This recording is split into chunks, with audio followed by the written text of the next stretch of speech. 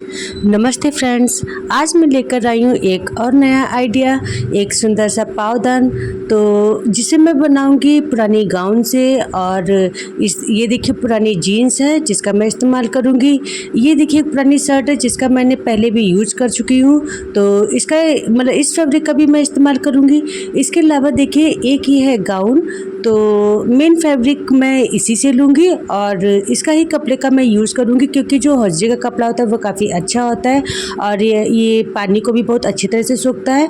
तो डोरमेट वगैरह बनाने के लिए ये बहुत ही अच्छा इस्तेमाल हो सकता है। तो चलिए फिर वीडियो को स्टार्ट करते हैं। तो यहाँ पर देखिए जो पुरानी जीन्स है, जो बेकार जीन्स है, ये थोड़ा सा कॉटन वाला है, थिक कपड़ा है, तो इसका ही मैं इस्तेमाल कर रही हूँ। क्योंकि क्या होता है कि ये जो कपड़ा होता है अच्छे से फर्श पर थोड़ा सा मतलब स्टिक होके रहता है, मतलब ये स्टेबल रखता है पायदान के लिए।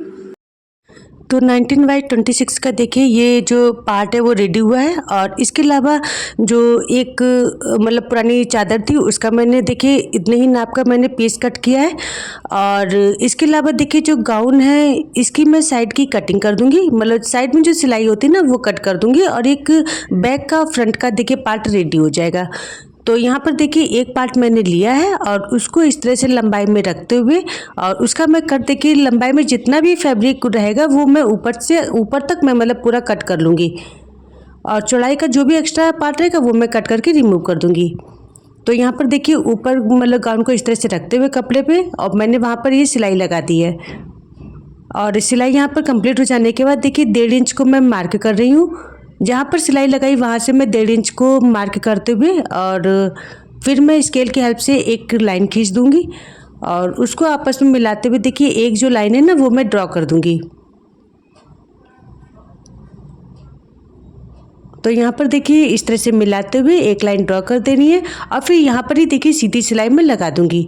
तो यहाँ पर देखिए सिलाई मेरी लग गई है। अब मैं इसको देखिए इस तरह से उल्टा करके दिखाती हूँ। यहाँ पर देखिए सिलाई कंप्लीट हो चुकी है।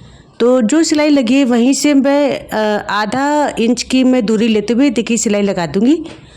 यहाँ पर देखिए मेरी सिलाई कंप्लीट हो चुकी है। अब इसको सीधा करते हुए देखिए फिर से मैं क्या करूँगी, 1.5 इंच का मार्क करूँगी। जहाँ से सिलाई लगाई है ना वहाँ से ही मैं 1.5 इंच को मार्क करूँगी। तो यहाँ पर देखिए 1.5 इंच को इस तरह से मार्क करना है और जो मार्क किए हुए निशान है उनको फिर मैं आपस में जोड़ दूंगी। तो इस तरह से देखिए जोड़ते हुए मैं निशान लगा दूंगी और इस तरह से एक सीधी लाइन में ड्रॉ कर दे रही हूँ और यहाँ पर मैं फिर से एक बार सिलाई लगा दूंगी। यहाँ पर देखिए सिलाई मेरी कंप्लीट हो चुकी है। यहाँ पर इस तरह से सिलाई मैंने लगा दी है। अब मैं देखिए इसको अंदर साइड में दिखाती हूँ। तो यहाँ पर देखिए सिलाई यहाँ पर लग चुकी है। अब मैं यहाँ पर सेम उसी तरीके से चाहे तो आप आधे इंच की दूरी लेते हो, आप इसी तरह से भी सिलाई कर सकते हैं। नहीं तो मैं आपको दिखा रही हूँ इस तरह से इंची टेप का आप मार्क करते हुए और लाइन स्केल की हेल्प से खींच लीजिएगा और उसके बाद में देखिए सिलाई कर दीजिएगा। तो यहाँ देखिए इस तरह से एक सीधी सिलाई हो जाएगी।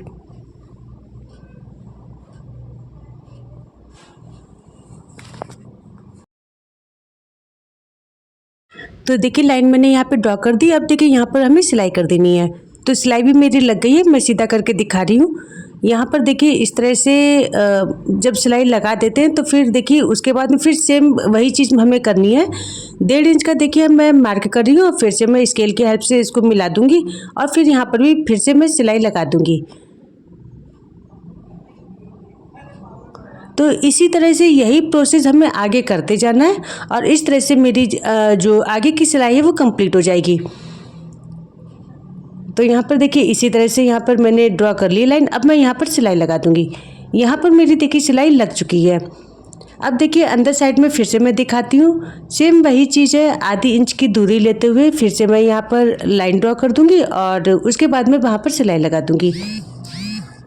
तो अगर आप चाहे तो अपने से ही मतलब इसी तरह से थोड़ी सी अंदाजे से सिलाई आप लगा सकते हैं। तो इस तरह से स्केल से लगाने से क्या होगा कि एकदम सीधी सिलाई आएगी, काफ़ी फिनिशिंग आएगी।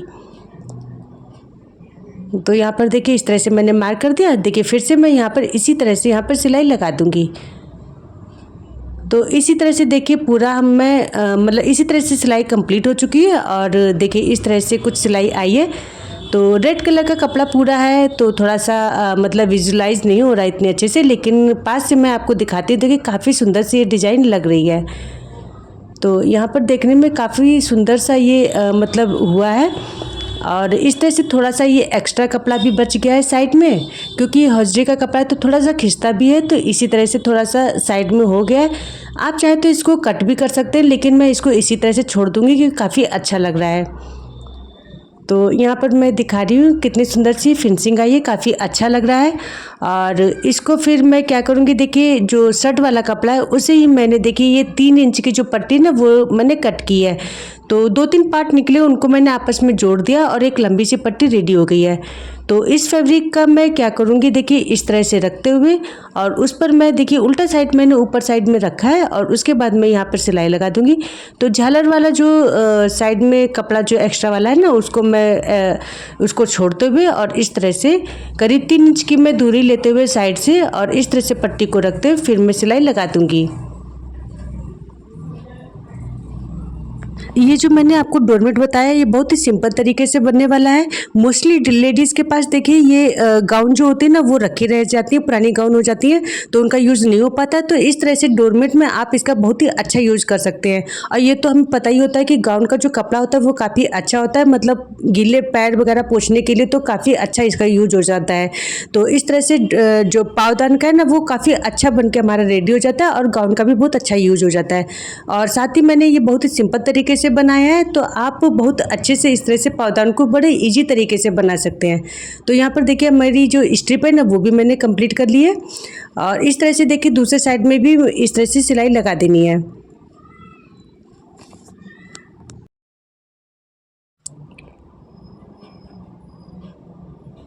तो देखिए स्ट्रिप वाली जो सिलाई है वो कंप्लीट हो चुकी है और उसके बाद में देखिए काफ़ी अच्छा सा मतलब जैसे लग रहा है स्ट्रेचेबल कपड़ा जो होता है ना इस तरह से थोड़ा सा गुदगुदा टाइप का ये रेडी हुआ है।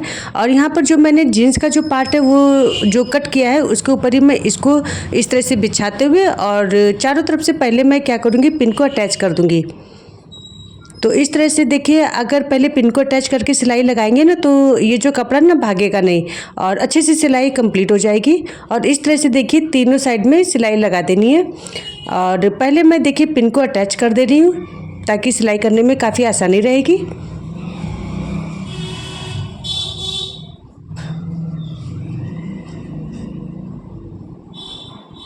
लेकिन जो सिलाई है उसको करने से पहले मैं क्या करूँगी, देखिए जो नीचे वाला है इस तरह का जो पट्टी है ना इस तरह से मोड़ते हुए और पहले मैं इसको सिलाई लगा दूँगी और उसके बाद में देखिए फैब्रिक को ऊपर से रखते हुए फिर इसके ऊपर मैं सिलाई लगाऊँगी। तो इस तरह से देखिए मैं आपको दिखाती हूँ जीन्स वाला कपड़ा जो है ना इस तरह से मोड़ते हुए और सिंपल सी सिलाई लगा देनी है।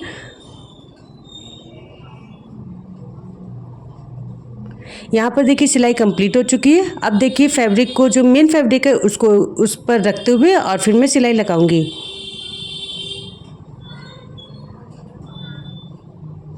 रफ एजेस जो भी रहेंगे उसे मैं बाद में कट करके रिमूव कर दूंगी और इस तरह से सीधी चारों तरफ से सिलाई लगा देनी है।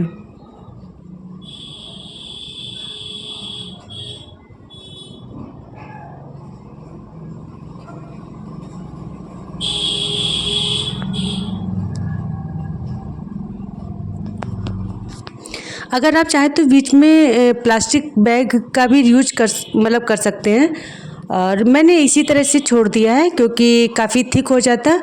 और इस तरह से देखिए यहाँ पर जो है ना वो मेरी चारों तरफ से सिलाई कंप्लीट हो चुकी है। और उसके बाद में मैं इसको देखिए पलट के भी आपको दिखाती हूँ और इस तरह से देखिए ये रेडी हुआ है। और चाहे तो आप प्लास्टिक बैग का भी यूज़ कर सकते हैं, फोम का भी यूज़ कर सकते हैं, लेकिन मैंने विदाउट इनके मैंने यूज़ किया है, मतलब इसी तरह से बनाया है इसको। और ये देखिए मैंने 3 इंच की देखिए फिर से मैंने स्ट्रिप्स कट की हैं और उनको आपस में ज्वाइन कर दिया है।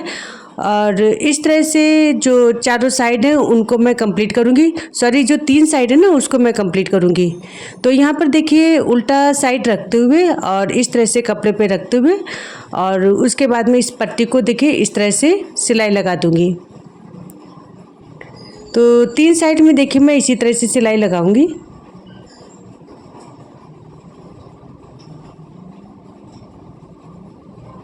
और जो भी एक्स्ट्रा फैब्रिक होगा उसको मैं कट करके रिमूव कर दूंगी।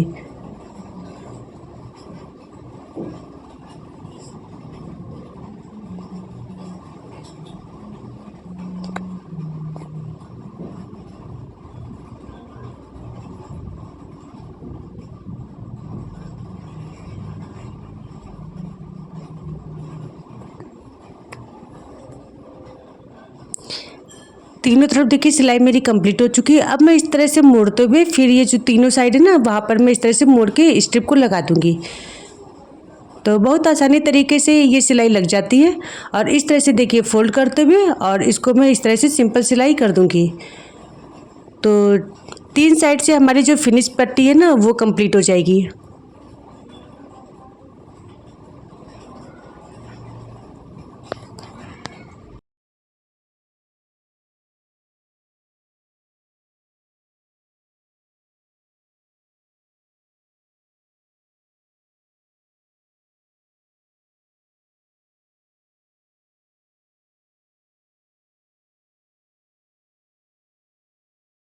बहुत ही आसानी से बनने वाला ये पावदान है और जिसमें बहुत ज़्यादा कोई नाप का कोई लेना देना नहीं है या कोई मतलब बहुत ज़्यादा सिलाई का कोई ज़्यादा मैटर नहीं है या बहुत ज़्यादा कटिंग का कोई मैटर नहीं। बहुत आसानी से बनने वाला पावदान है जिसका आप यूज़ कई तरीके से कर सकते हैं। चाहे तो आप इसको बच्चों के बैठने के लिए इस्तेमाल कर सकते हैं या खाने के समय जो नीचे बैठने के लिए बनाया जाता है तो इस तरह से देखिए इसका इस्तेमाल भी कर सकते हैं। साथ ही नाश्ता वगैरह करते समय बेड पर बिछा कर भी इसका यूज़ कर सकते हैं।